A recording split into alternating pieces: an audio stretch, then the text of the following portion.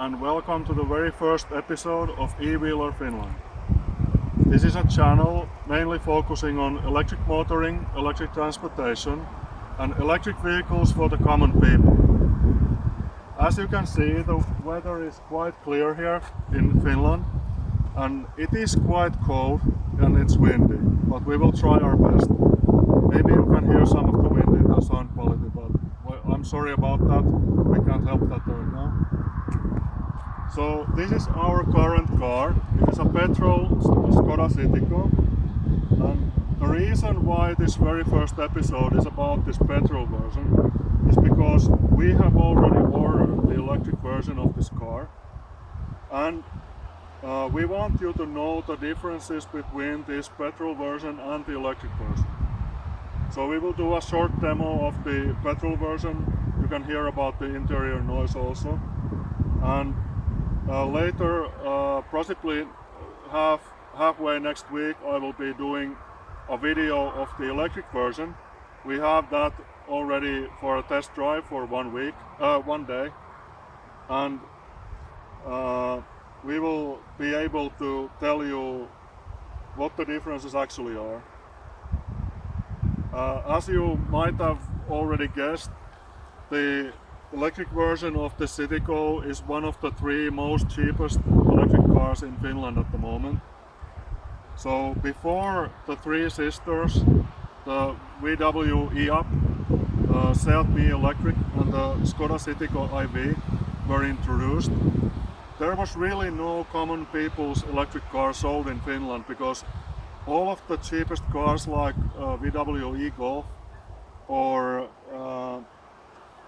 Renault Zoe, the problem with those cars was the price. All of them were like roughly 5,000 to 10,000 euros more expensive than the petrol cars. And this was really the first time that cars were introduced that can be afforded by the common people. And even though it's a small car, but it's really spacious for 4 people, as we can demonstrate to you later. And the reason why we have this car and why we have the same car ordered as electric is that we think genuinely that people should always be buying cars that they actually need. And if you don't need a large car, if you're mainly focusing on city driving, then why ever buy a big car with a big battery? You can always have another car for a loan or hire if you go to a longer distance. But we will be doing a longer distance with the electric version of our car, and we will be also documenting that later on another video once we actually have the car. Our car is destined to arrive in maybe July, but the latter half of this year anyway. And until then we will be motoring still with this petrol version.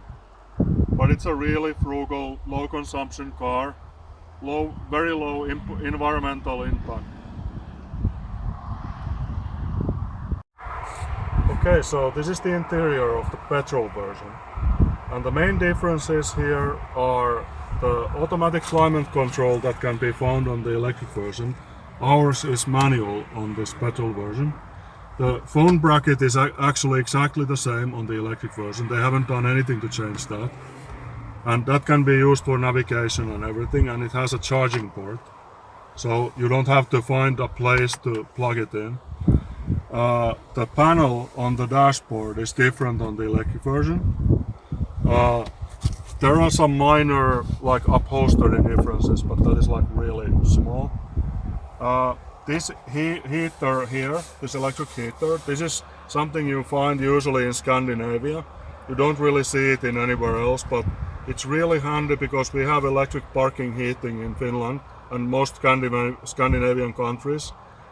And it's really meant for keeping the windows clear when it's frosty outside. As you can see, I can fit here really nicely. I'm a tall guy, I'm 192 centimeters, 105 kilos. I have absolutely no problem with the space, and there's actually more space here than in many more expensive cars in a higher vehicle class. So this has more space for the driver.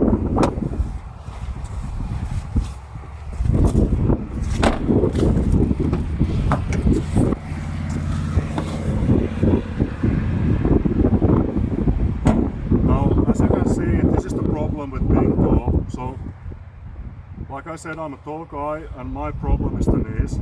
So you have to remember that the driver's seat position is for me now, and any normal driver that would be sitting in the front, there would be a lot of room here. And if there is a need to have anyone tall sit in the rear seat, you can always move the passenger's front seat more forward, because the front passenger has a lot of leg room compared to the driver. So you will have a lot of leg room here in the rear also. Now this car has a feature, a special feature that you cannot get on the electric version. For some reason, I don't know. And we tried. When we ordered our car, we tried to get it, but they told us that it's impossible to have it on the electric version. So you can actually fold the front seat flat. And this will enable you to carry really long stuff inside the car.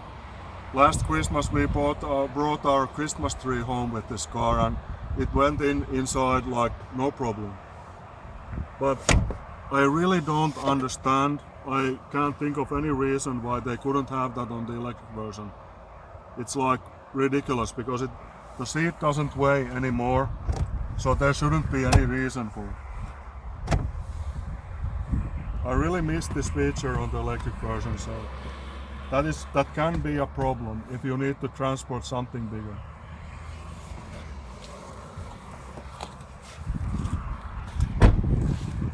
As for the load capacity of this car, the trunk is actually quite big, and you have a lot of storage room underneath the false bottom also.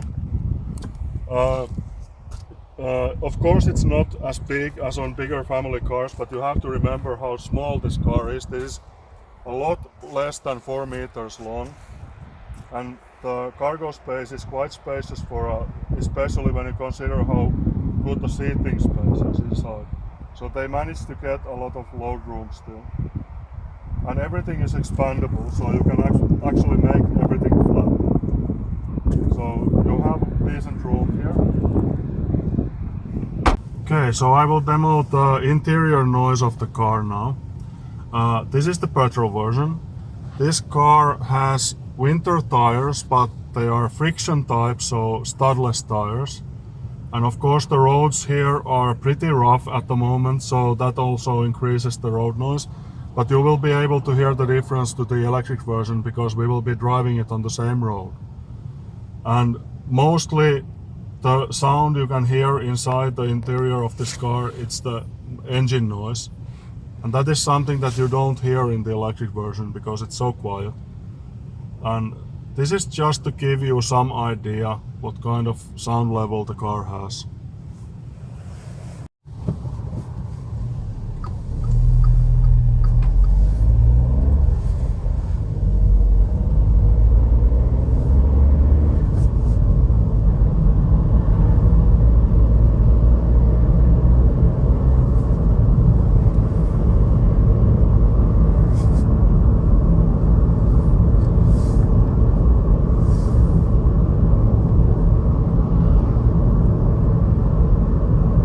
Most of the noise that you can hear on the video is from the road at the moment, because the RPM of the engine is so low that the engine noise is not so clear. But the roads are rough, and you can clearly hear the road noise.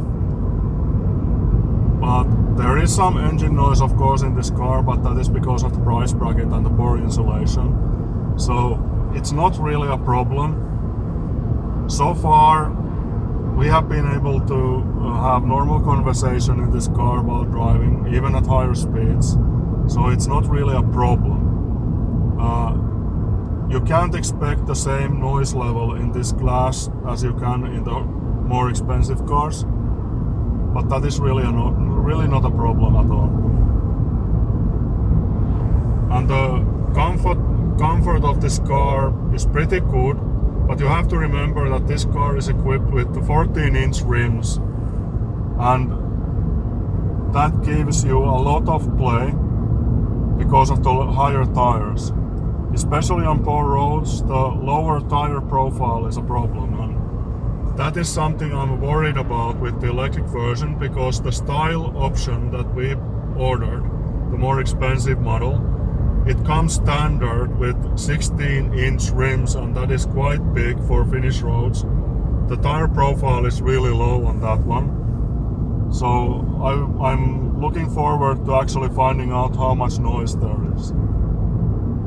So I'm just as intrigued as you are probably to find out the difference.